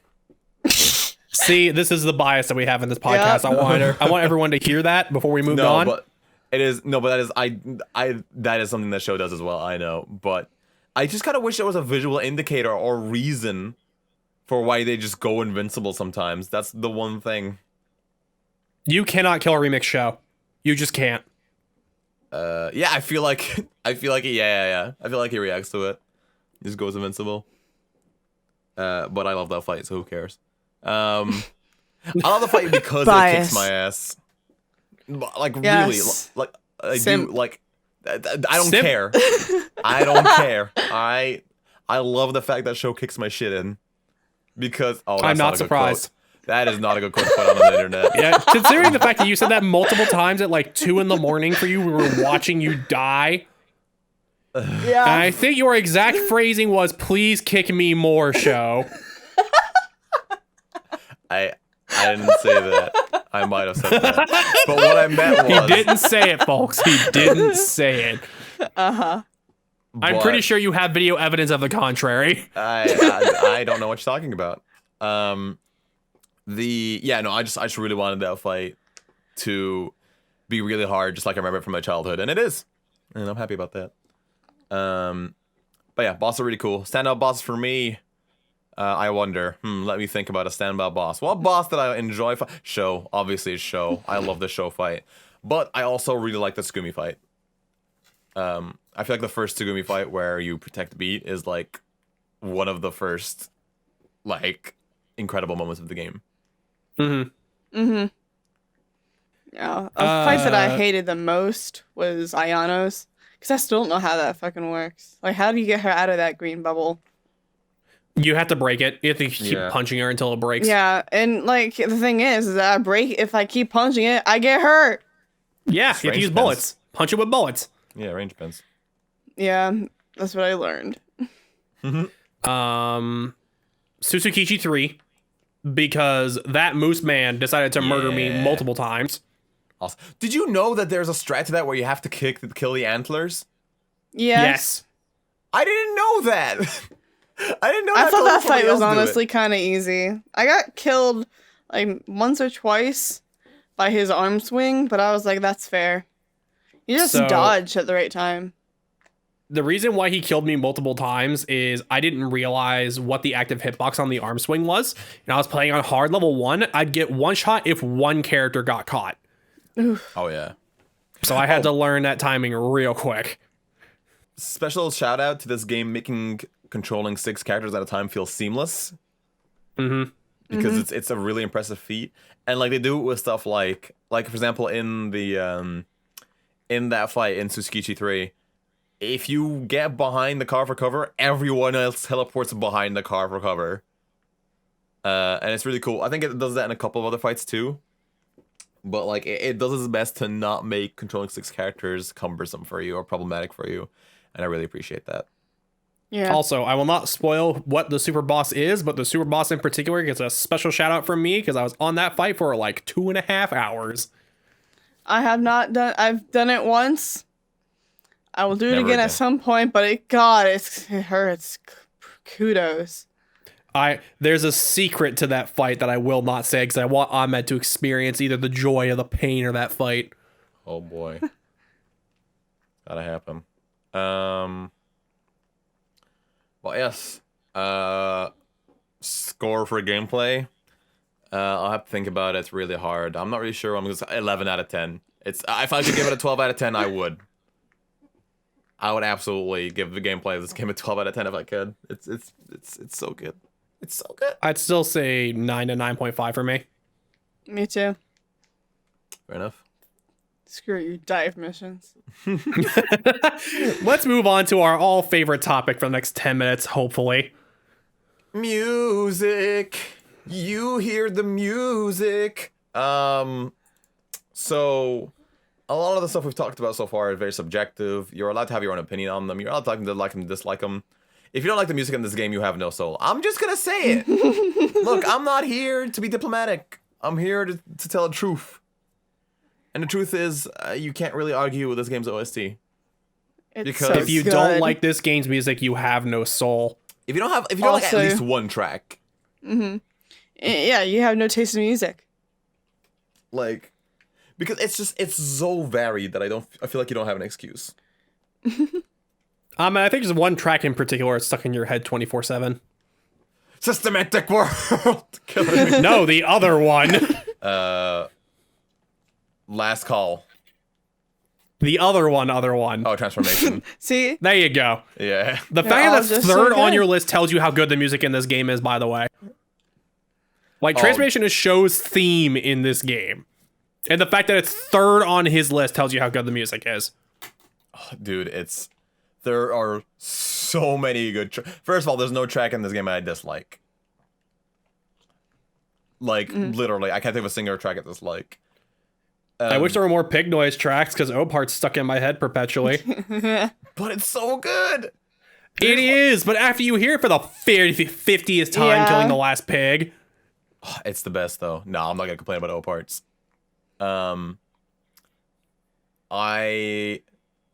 Okay, let's listen to the categories, right? Let's talk about the original songs, and then we'll talk about the remixed songs. How about we just say all of them are good? Yes. All of them are so good. I can't split them up. They're all good. Literally, there's no differentiation here. Like, Ishimoto went out of his way to remix a lot of old tracks, straight bring back old tracks, and create brand new ones, and pull ones from the anime and make them into new tracks entirely. Yeah. There's no categories here. It's just Ishimoto's music. That's all I'm going to say. Ishimoto's music is so good. He's a god. Not just the music itself, but also the way it's integrated into the gameplay. Obviously having, like, I know we just complained about O parts, but in every other fight, there's a huge selection of music that could play in every particular day has a selection of music that could play in, like, noise fights in that day. So a lot of the battle music gets cycled a lot, which is good because you don't get sick of any one track. Also, sound surfing is so cool that it adds an extra track onto the song. That is so cool. Every track has its own, like, little... I'm trying to remember one specifically, but, like, for some of them you... like, Last Call has, like, this... I'm bad with instruments, but, like, it's, like, there's an extra drum and... Sound surfing each has their own individual instrument for each individual track. It could be scratching, snare drums. That's it, snare drums, that's what it is. I'm pretty sure is one other instrument that I'm completely blanking on right now. But every single track that you can travel in the world into has a beat, and you can follow it via these instruments, and it is amazing. Mm-hmm. Yeah, it's so good, and it's like making your own little remixes with it. It's really sick. It's really, really good. And yeah, God, like the soundtrack's on Spotify, which I shit you not when I say I got a Spotify subscription because this OST is now on Spotify. I will go ahead and say, as someone who listens to a lot of music, listening to the soundtrack in lossless quality, which is how Spotify streams their tracks, you hear the little nuances in the music you can't hear in the game, and I scream whenever I realize I've heard something new. Oh yeah, Transformation sounds better on Spotify somehow. I did. Oh, okay. Sorry. But God, we could be here all day talking about music. Legit. You know what? Let's make this real simple. What's their favorite track? Yeah, I was gonna say standout tracks. Go ahead. No, someone else go. I'm choosing between two. Well, you can say I say I think it'd be criminal to ask us to pick just one. Like, pick your like top 3 to 5. Okay, my top 3, I think. Little Things, World Is Yours, and Unpainted. Good taste. Neku. World Is Yours, Act the Fool, Twister. Fair. For me, it's Last Call, Transformation, Divide, Unpainted. That's Both 5. Hearts, You stop now. Your Ocean. Let's see. Bird in Hand. Walking. No, however, none of us said Walking Around Shibuya. Walking Around Shibuya. That one. That is good. Because It's a Wonderful World is stuck in my head forever. No, I like it. It's so wonderful. I am one of those traders that likes Walking Around Shibuya more than It's a Wonderful World. I wouldn't call you a traitor. I'd say you just have a taste difference. Why aren't you being dramatic? I'm trying to teach you that this makes for a better podcast. Drama. Why haven't you made Why your would I apology cause video drama yet? about music when I'm the music nut in the room? Good point. Content. The content, Neku. I don't care about the content. Music is good. Moving on. All right. We might do a tier list for music in the future, but we just don't have the goddamn time of doing that right now. Do I even need to ask a ranking for you guys for music in this game? 10. 10 out of 12, 10. 15. 15. Yeah, 100. 15 out of 10. It's 100 out of 10 for music. Yes. Okay, I think this brings us neatly onto sort of final thoughts. Is there anything we haven't touched on that you guys want to address? Any extra little tidbits? They finally showed Shiki's face. Moving on. Yeah, I like, as much like all my complaints about this game, it is a fantastic game. It is very fun, and the story itself, it is good. And I just hope that it does bring in more people, and that I'm very hopeful for a future in this game, because I want it to become a series. I mean, now technically I guess it is, because it's 2 games. And I'm just glad that the thing that I wanted the most, which was more insight and more involvement from the higher plane, got put into the game, because we have angels interfering now. So that's the biggest thing that I wanted, and it just makes me very hopeful for the future. Neku? I am ecstatic at the fact that this game finally got a sequel after 14 years. And all I can hope is that the people at Square and the people of Hand can see the potential in this series, and they keep putting their best foot forward and making it the best they possibly can.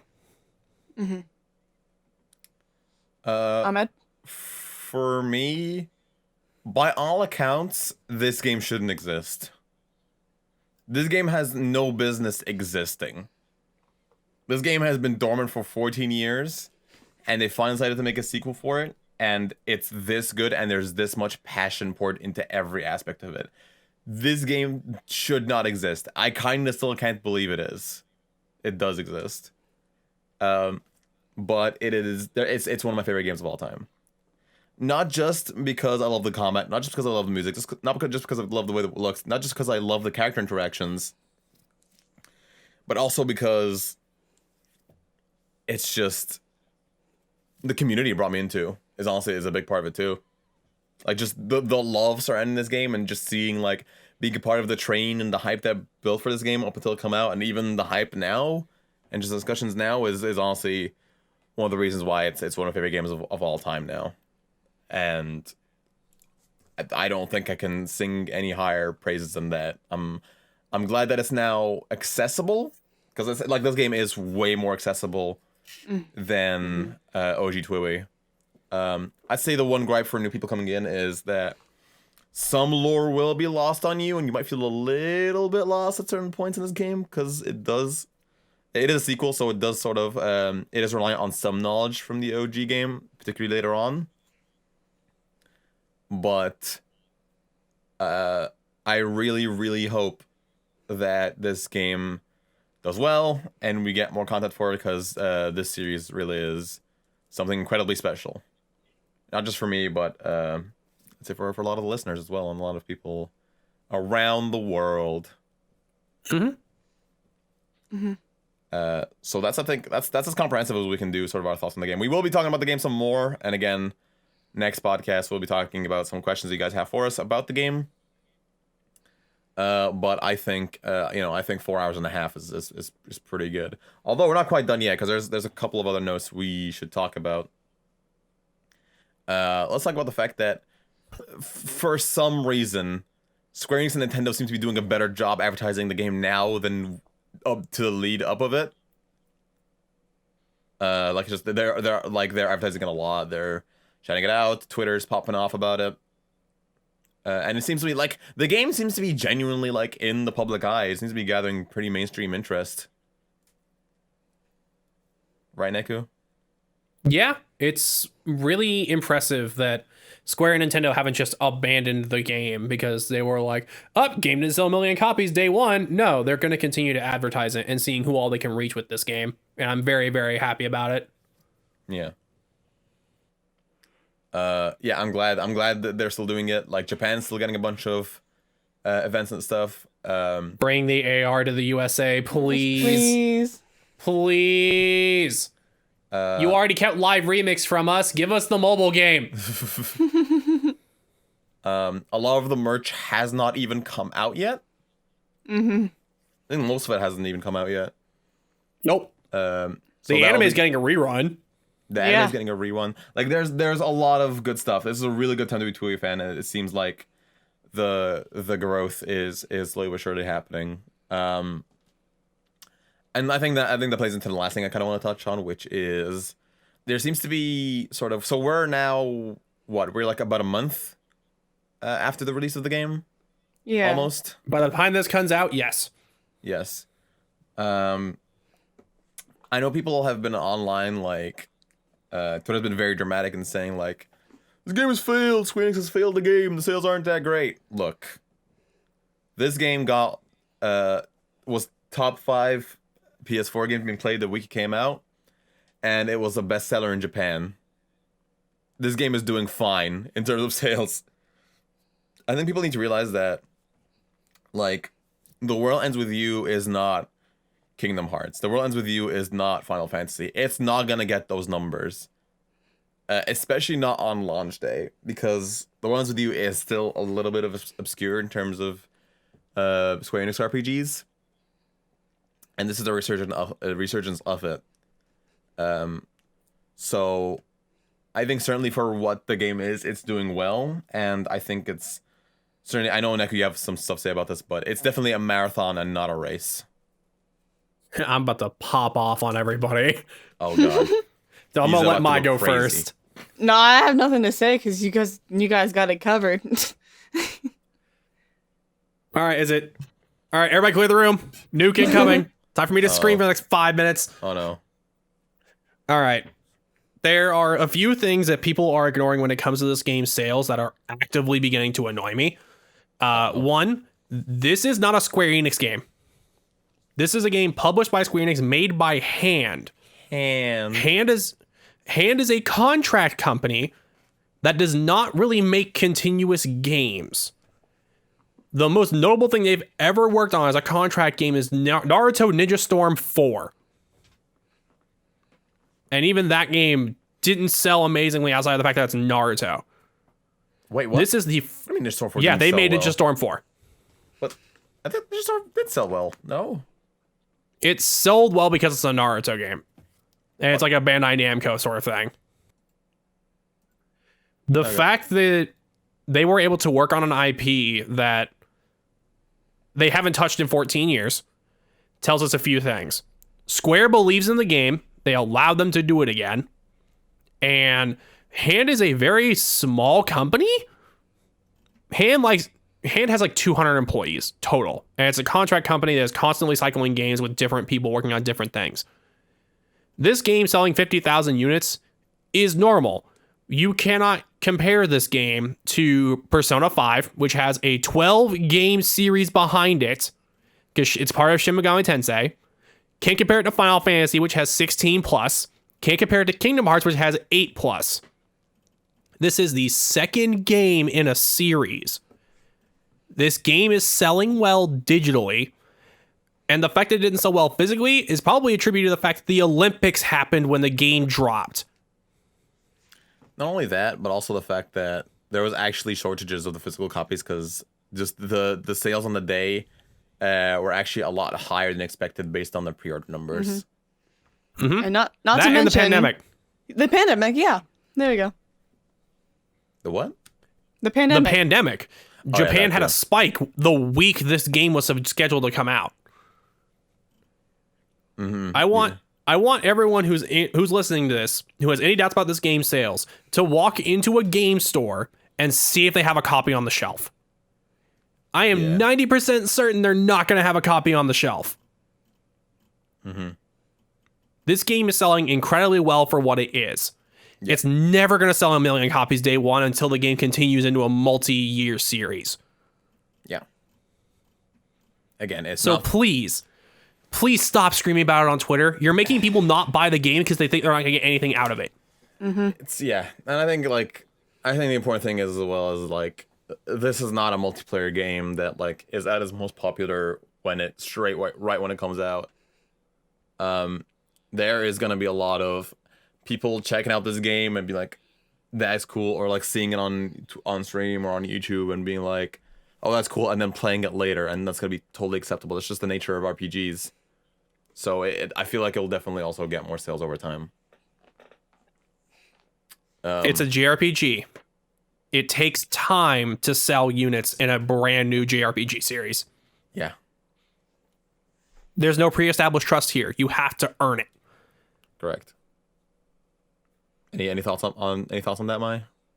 No, I'm just nodding my head. Just nodding. Just nodding my head.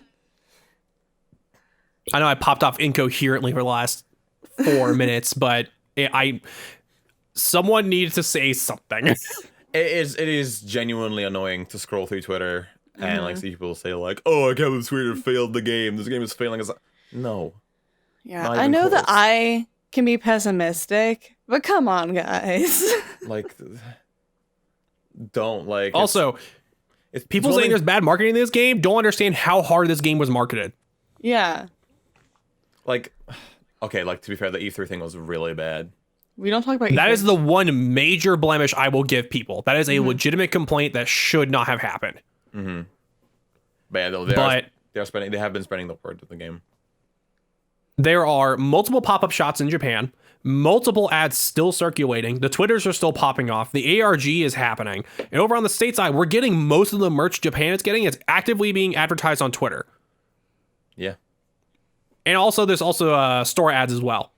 I know I walked into multiple retail stores that had store ads still going. This game is being advertised. Yeah. So. All right, I'm going to stop before I get too mad. But yeah, I think all that needs to be said has been said. There's obviously a bunch more we think about the game, but I think 5 hours is pretty good. I don't know about you guys, like 4.5, 5 hours. I think we're at 4.5 right now, because I think the last episode was 2.5. God damn. Yeah, best game ever. We will be talking about it and continuing to support it on the podcast for the at least coming months. Direction of the, I'm not gonna talk about the direction of the podcast because of my take, because that is a job for next week. Ooh, got him good. You have to come back next week, as always. You have to come back next week. Let's talk about what's gonna happen next week, because that's wrong. Hold on, I keep doing this. I keep doing this. I keep messing this up. Hold on. Next podcast is gonna be 11th. 11th. There you go. Nothing. There you go. 11th. Nothing was wrong. Nothing happened Yeah, whatsoever. that's fine. And guess what's happening on the 11th, guys? We're gonna have a party! Yay! We're gonna celebrate. 12 episodes. A little over 6 months. And a little over 6 months of this podcast ends with you. We're gonna be talking to each other. We're gonna be chilling. We're gonna have our good artist Floral Laurel, also known as Tay, is gonna come on. People are gonna finally get to chat to her with some questions from people. We're gonna talk about how the podcast started, how it is coming now, how we're gonna grow it, good moments, everything. It's just gonna be a time for us to chill out and talk about ourselves and talk about the podcast and how it grew, and it's gonna be a great time. So I really hope you can come by for that. It'll be streamed live on the 11th of September. Again, it will also be pre-recorded because, as I said last episode, at the moment I am in a pyramid. I'm in a pyramid as you hear this. It's really dark. He is tanning in a pyramid. I still don't understand how. That's how he describes it, but he's tanning in a pyramid. Yeah, look, man, don't question Egyptians and how we do stuff. Fair. Speaking of things that you can't question or are untouchable, I would like to thank the Patreons of this podcast. Ends with you: Willow Bun, Exilra, RSP, Zetaslow, Shin Kojin, Dark Dude, Simus Shipper, Krista Ventresca, Kyle Turpy, and Salty Dwayne. Thank you all very much for the support. You can join them in helping support us for just $5 a month to get into our Discord, where we chat and talk, and we'll possibly be doing game nights in there. Ooh. Also, we like screaming at everybody. We always have angel parties when people show up. It's nice. Yeah. Also, we do movie nights in our Discord and just general chat in the Discord. So also join our Discord anyway. But you get access to the special channels where you talk to us if you join our Patreon, which is patreon.com/TPEWY. However, until next time, thank you so much for listening to this incredibly long episode. Like, goddamn, we just had a lot to talk about. There has been a lot to talk about. There's been a lot to scream about too. Like, we have an allowance for how many episodes or how much hours of content we can put up per week, per month. We're definitely gonna go past that this month. Oh yeah, for sure.